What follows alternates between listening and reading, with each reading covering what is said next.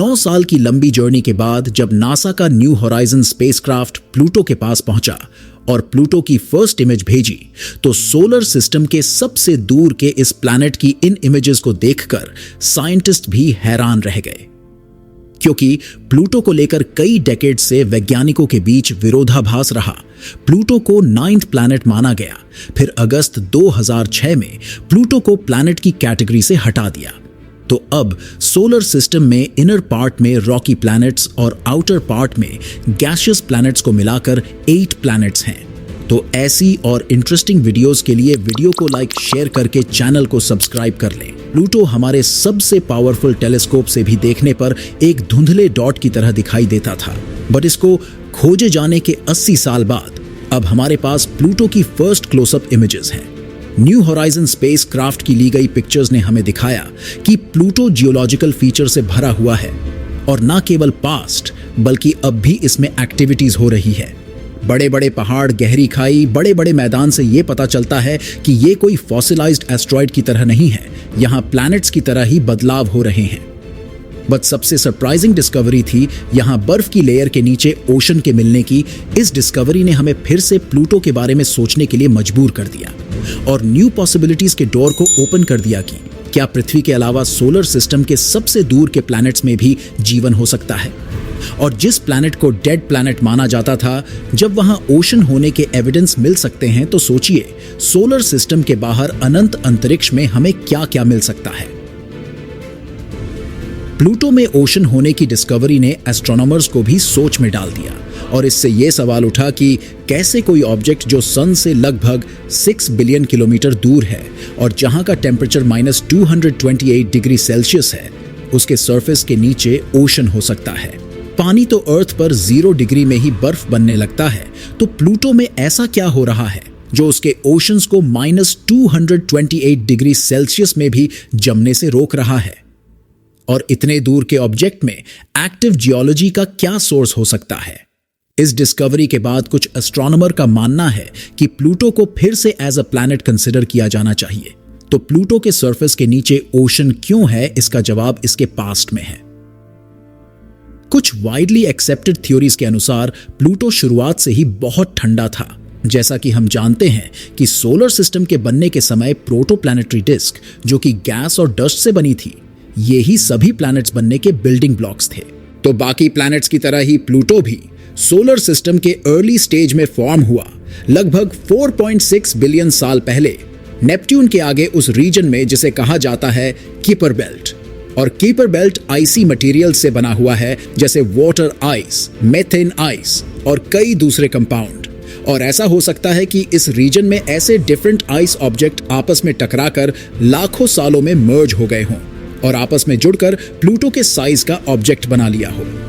और क्योंकि यहां का टेम्परेचर बहुत ही कम था, आइस अनडिस्टर्ब्ड ही रही, तो हो सकता है ऐसे अभी के प्लूटो के बनने की शुरुआत हुई।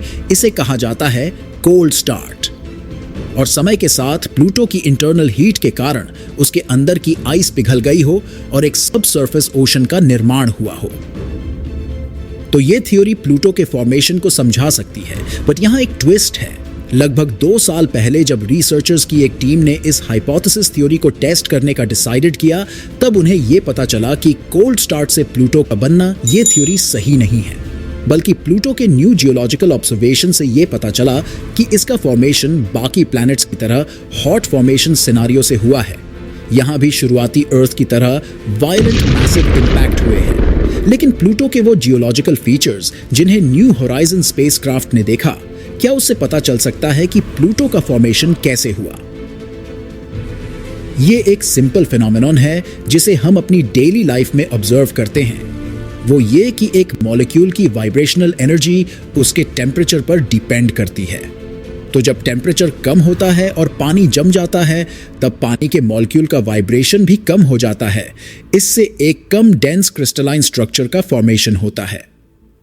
इसी बिहेवियर का कारण जब पानी जमता है तो एक्सपैंड होता है, और जब बर्फ पिघलती है तब पानी कंप्रेस होता है। डेमो के लिए अगर आप कांच के ग्लास में पानी भरकर फ्रीजर में रखकर उसे जमने दें, तो आप देखेंगे कि ग्लास टूट गया। ऐसा होने का कारण है पानी का एक्सपेंशन। तो वापस प्लूटो पर आते हैं। ये क्लियर है कि प्लूटो शुरुआत में गर्म था और धीरे धीरे ठंडा हुआ तो ऐसे में इसके सरफेस को एक्सपैंड होना ही चाहिए। और इन एक्सपेंशन का एविडेंस प्लूटो के कुछ जियोलॉजिकल फीचर्स में है। और अगर प्लूटो का फॉर्मेशन कोल्ड स्टार्ट से हुआ होता तो वहां कंप्रेशन के एविडेंस मिलते। बट जब रिसर्चर्स की टीम ने न्यू होराइजन स्पेसक्राफ्ट के ऑब्जर्वेशंस को बारीकी से देखा और जो उन्हें मिला उसे देखकर वो हैरान रह गए, क्योंकि वहां कंप्रेशन के कोई एविडेंस नहीं थे, लेकिन एक्सपेंशन का होना क्लियरली विजिबल था। ये एविडेंस सभी इंपैक्ट क्रेटर्स में था, यहां तक कि ओल्डेस्ट क्रेटर्स में इसका प्रूफ प्लूटो पर क्लियरली विजिबल था। वो सभी क्रेटर्स स्ट्रेच हो गए थे। और प्लूटो के सरफेस के नीचे के ओशन से पता चलता है कि प्लूटो का फॉर्मेशन कितनी जल्दी हुआ। अगर प्लूटो के बनने की शुरुआत बड़े बड़े इंपैक्ट से हुई, तब जो हीट जनरेट हुई वो इसके अंदर के भाग में इकट्ठी हो गई। इसी के कारण प्लूटो के सरफेस के नीचे ओशन लिक्विड स्टेट में है। और इस तरह ओशन का फॉर्म होने का मतलब है कि प्लूटो बहुत ही जल्दी बना होगा, लगभग 30,000 सालों में। अगर प्लूटो स्लोली बना होता तो इसका सरफेस अगले इंपैक्ट से पहले ही ठंडा हो जाता। बट रैपिड इंपैक्ट्स के कारण प्लूटो इतना गर्म हो गया होगा कि जिससे लिक्विड ओशन बन सके। और करंट रिसर्च से पता चला है कि प्लूटो का ओशन इसके बर्फ के डेंस लेयर के नीचे मौजूद रॉकी कोर के रेडियो एक्टिव डिके के कारण जनरेटेड हीट के कारण लिक्विड स्टेट में है। अगर प्लूटो के हॉट स्टार्ट से फॉर्मेशन की यह हाइपोथेसिस थ्योरी सही प्रूव हो जाती है तो इससे ऐसे एरिया में सिचुएटेड दूसरे ड्वार्फ प्लैनेट्स जैसे एरिस, माके और हॉमिया को समझने में मदद मिलेगी। तो अब सवाल यह है कि क्या प्लूटो को फिर से प्लैनेटरी स्टेटस दिया जाना चाहिए? 2006 में इंटरनेशनल एस्ट्रोनॉमिकल यूनियन या IAU ने प्लूटो को प्लैनेट से ड्वार्फ प्लैनेट का दर्जा दिया। IAU के प्लैनेट की डेफिनेशन ये है कि ऑब्जेक्ट सन के चक्कर लगाता हो, उसमें सेल्फ ग्रेविटी के लिए सफिशिएंट मास हो जिससे उसका शेप राउंड हो और उसकी ऑर्बिट क्लियर हो, मतलब इसकी ग्रेविटी इतनी हो कि सन का चक्कर लगाते हुए इसकी कक्षा में आए किसी ऑब्जेक्ट को दूर कर दे। प्लूटो इनमें से फर्स्ट 2 क्राइटेरिया को फॉलो करता है बट थर्ड क्राइटेरिया को नहीं। बट जब न्यू होराइजन स्पेसक्राफ्ट ने प्लूटो की इमेज को भेजा तब कुछ एस्ट्रोनॉमर्स ने कहा कि प्लूटो को फिर से प्लैनेट का दर्जा दिया जाना चाहिए। उन्होंने आर्ग्यूमेंट दिया कि IAU के प्लैनेट की डेफिनेशन ठीक नहीं है और प्लैनेट्स की डेफिनेशन ऑब्जेक्ट की इंटरनल प्रॉपर्टीज पर बेस्ड होनी चाहिए, ना कि सोलर सिस्टम के अदर ऑब्जेक्ट के साथ उसके डायनामिक रिलेशनशिप पर बेस्ड।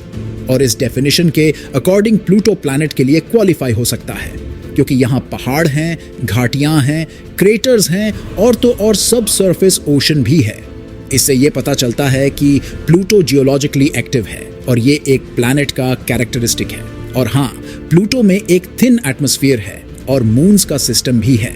इसका मतलब ये है कि प्लूटो में इतनी ग्रेविटी है कि ये अदर ऑब्जेक्ट्स को होल्ड कर सकता है। ये भी प्लैनेट्स का ही कैरेक्टरिस्टिक है। इस स्टडी से पता चलता है कि हमारे सोलर सिस्टम में सिर्फ पृथ्वी ही ओशानिक वर्ल्ड नहीं है। तो ये वीडियो आपको कैसी लगी कमेंट में हमें जरूर बताएं और वीडियो को लाइक शेयर करना ना भूलें। ऐसी ही इंटरेस्टिंग वीडियोस के लिए चैनल को सब्सक्राइब कर लें। तो मिलते हैं ऐसी मजेदार और इंटरेस्टिंग अगली वीडियो में।